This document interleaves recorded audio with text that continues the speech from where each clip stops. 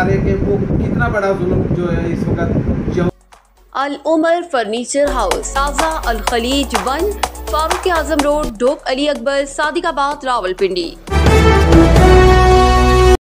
हवाले से हमें एज ए मुस्लिम होने के हवाले से हमें एक काम नहीं भूलना चाहिए कि फ़लस्तीन में आपने इस वक्त देखा होगा कि हम जो देख रहे हैं वो हमारी आंखें देख नहीं पा रही, जो हम देख रहे हैं वो बयान नहीं कर पा रहे कि वो कितना बड़ा जुल्म जो है इस वक्त यहूदी लाबी इसराइल जो हमारे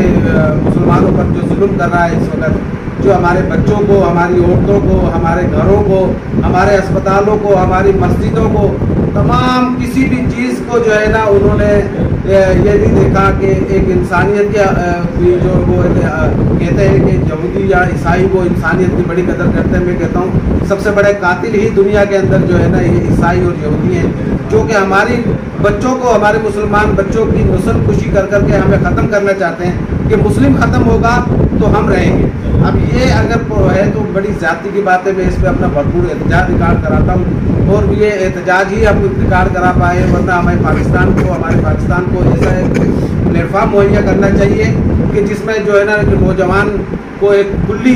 कोई ऐसा प्लेटफार्म देना चाहिए कि जो जहाद के लिए तैयार किया जाए बाकायदा। हमें देखो, अगर मेरे 4 बेटे हैं तो मैं 2 बेटे अगर अल्लाह की राह में कुर्बान कर दूंगा तो मुझे इस दुनिया में भी फ़ायदा और आखिरत में फ़ायदा। तो मैं ये जज्बा रखता हूँ कि हमें ये पाकिस्तान बल्कि मुतालबा भी करता हूँ कि हमें जानी और माली दोनों ही ऐसी कोई प्लेटफार्म पाकिस्तान मुहैया करे जिससे हम अपने फ़लस्तीन भाइयों की और जहाँ जहाँ पर भी जुल्म हो रहा है पाकिस्तान मुसलमानों पर, वहाँ पर हम जाकर के उनकी मदद कर सकें जिसमें जितनी ताकत है। इन्हीं अल्फाजों के साथ मैं अपनी जगह लेता हूँ।